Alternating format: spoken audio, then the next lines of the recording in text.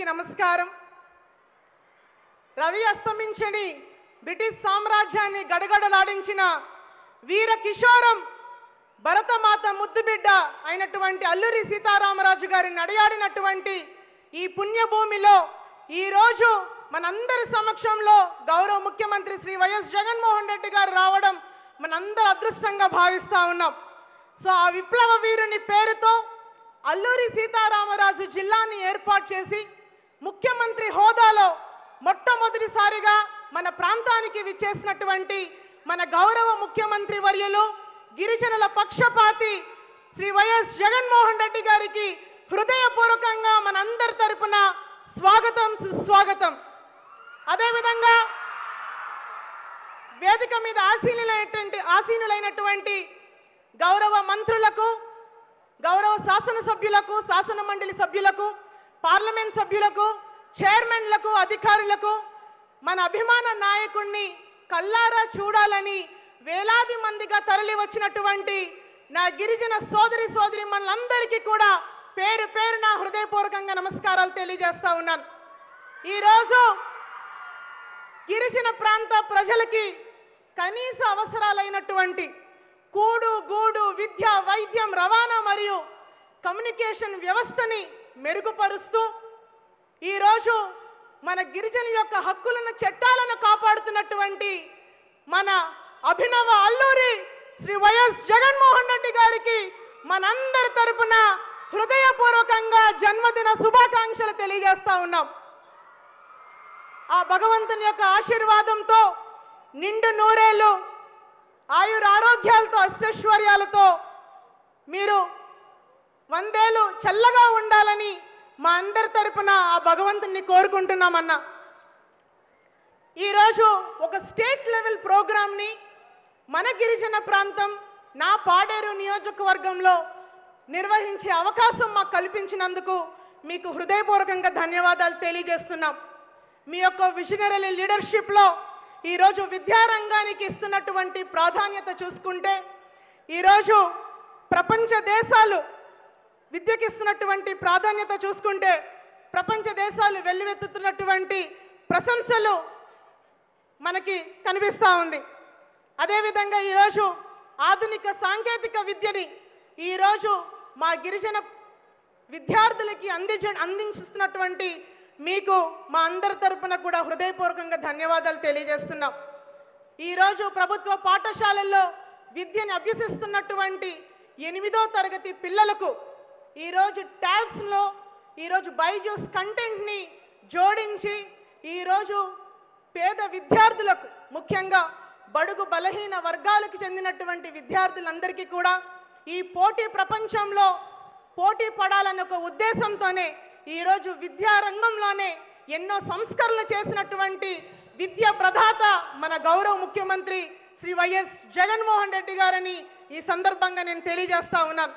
ఎందుకంటే ఈరోజు విద్యా వ్యవస్థలో ఎన్నో రిఫార్మ్స్ను తీసుకొని వచ్చారు మన ప్రియతమ ముఖ్యమంత్రి వర్యులు.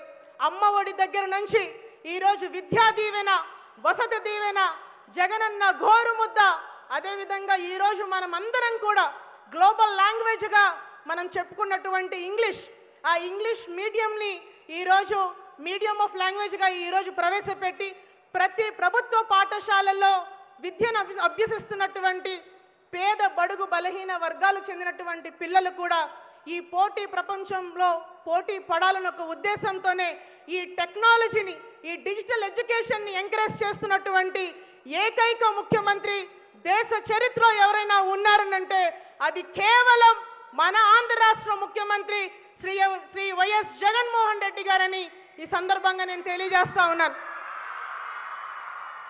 ఈరోజు విద్యారంగంతో పాటు వైద్య రంగంలో అనేక సంస్కరణలు, ఈరోజు ఏదైతే మనకి మన పాడేరు నియోజకవర్గంలోనే 500 కోట్ల రూపాయలతోని ఈరోజు మెడికల్ కాలేజ్ ఇవ్వటంతో పాటు ఇదే చింతపల్లిలో 100 పడకల ఆసుపత్రి కూడా నిర్మాణం మన గౌరవ ముఖ్యమంత్రి గారి ఆధ్వర్యంలో జరుగుతుందని చెప్పుకోవటానికి మేము చాలా సంతోషిస్తూ ఉన్నాం. ఒకనాడు వైద్యం అంటే అందని ద్రాక్షగా మాత్రమే గిరిజన ప్రాంతంలో ఉండేది. కానీ ఈరోజు మెరుగైన వైద్యాన్ని ప్రజలకి అందజేస్తున్నటువంటి ఏకైక నాయకుడు మన ముఖ్యమంత్రి గారు. అదేవిధంగా ముఖ్యంగా ఈ గిరిజన ప్రాంతంలో మీ అందరి సమక్షంలో ఒక విషయాన్ని మేము తెలియజేయాలి.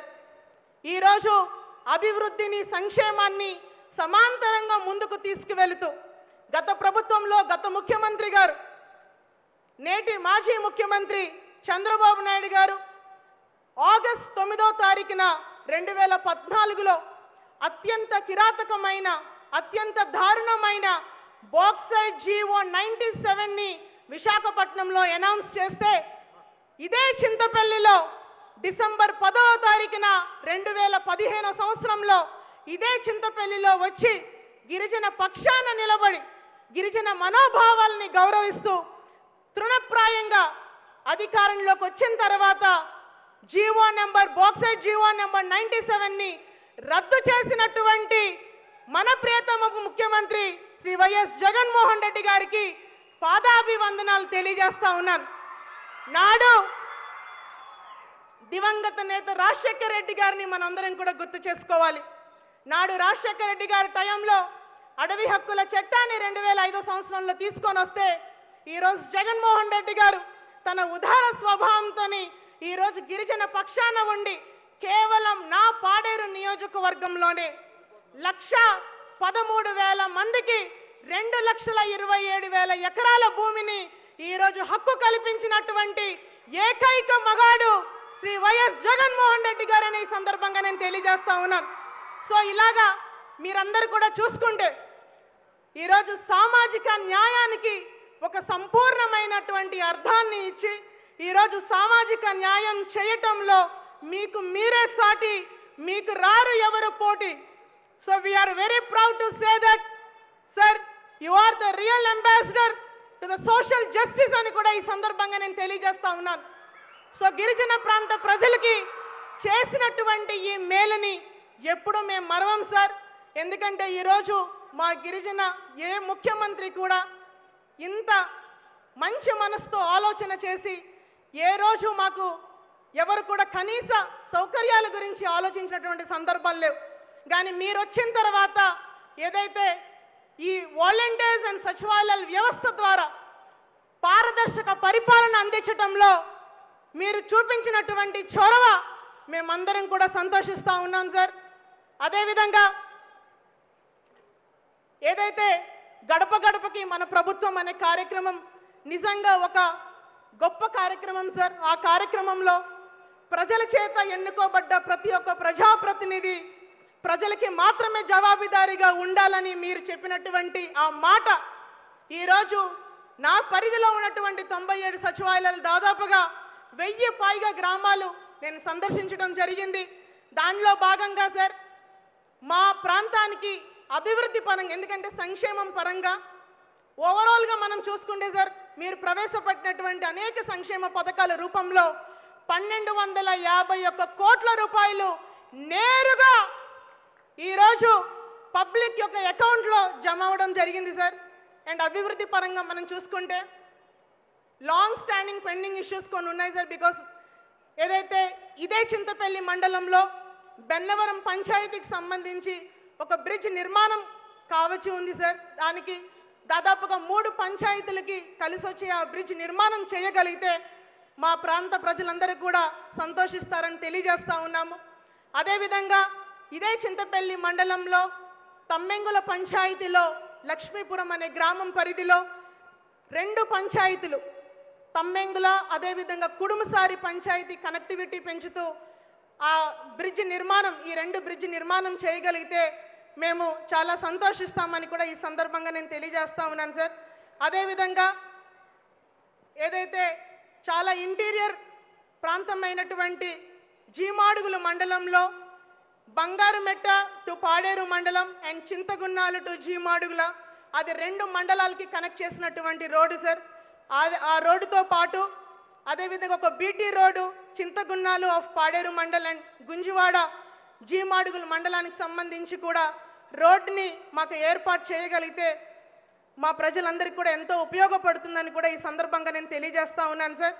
అండ్ మరొక రోడ్డు బీటీ రోడ్డు నొర్మతి పంచాయతీ నుంచి కోరాపల్లి గ్రామ పంచాయతీ కి రోడ్ ఏదైతే అవసరం ఉందో సార్, ఆ రోడ్డుతో పాటు మరొక 4 రోడ్లు దాదాపుగా 33 కిలోమీటర్లు కవర్ చేసే ఈ రోడ్ ఏదైతే బీటీ రోడ్స్ ఏదైతే ఉన్నాయో సార్, చింతపల్లి మండలానికి సంబంధించి కోరుకొండ టు యగజనబ, అదేవిధంగా మరొక బీటీ రోడ్డు జీకే వీధి మండలానికి సంబంధించి Siribala BT road to Gollapalli Chamagadda sir, అదేవిధంగా జీకే వీధికి సంబంధించి BT road from Sileru Bhadrachalam RNB road to Puliguppa Valasapalli road sir, అదేవిధంగా మరొక road Koyyuru BT road from Palakajeedi to Billalapalem Eedula Banda వరకు ఈ రోడ్ల నిర్మాణం గనక, అదేవిధంగా ఈ బ్రిడ్జ్ నిర్మాణం గనక మాకు మీ యొక్క సహకారాన్ని అందించగలిగితే మా ప్రజలందరూ కూడా ఎంతో సంతోషిస్తారని ఈ సందర్భంగా నేను తెలియజేస్తా ఉన్నాను సార్. చివరిగా సార్, ఒక్క మాట మీతో మేమంతా కూడా మనస్ఫూర్తిగా మీతో షేర్ చేసుకోవాలనుకుంటున్నాము. సో ఈ గిరిజన ప్రాంతానికి మీరు చేసినటువంటి మేలు మా ప్రజలు ఎప్పుడు కూడా మరవకుండా విశ్వసనీయత విధేయతతో మేమందరం కూడా ఎప్పుడు మీ వెంటే ఉంటామని ఈ సభ సాక్షిగా మీకు ప్రమాణం చేస్తున్నాం సార్. చివరిగా జగన్ అనే ఒక మంత్రం ఈ రాష్ట్రంలోనే కాదు దేశంలోనే అభివృద్ధికి సంక్షేమానికి ఆదర్శంగా నిలవడం జరిగింది. జగన్ అంటే ఒక ఆశాదీపం, జగన్ అంటే ఒక ఆశాకిరణం, జగన్ అంటే ఒక శక్తి, జగన్ అంటే ఒక భరోసా, జగన్ అంటే ఒక ధైర్యం. అందుకే ఆంధ్ర రాష్ట్ర ప్రజలందరూ కూడా జగనన్న వెంటే ఉన్నామని కూడా ఈ సందర్భంగా నేను తెలియజేస్తూ, ఇంత చక్కటి అవకాశం నాకు ఇచ్చినటువంటి మీ అందరికీ మరొకసారి హృదయపూర్వకంగా ధన్యవాదాలు తెలియజేస్తూ, జై జగన్.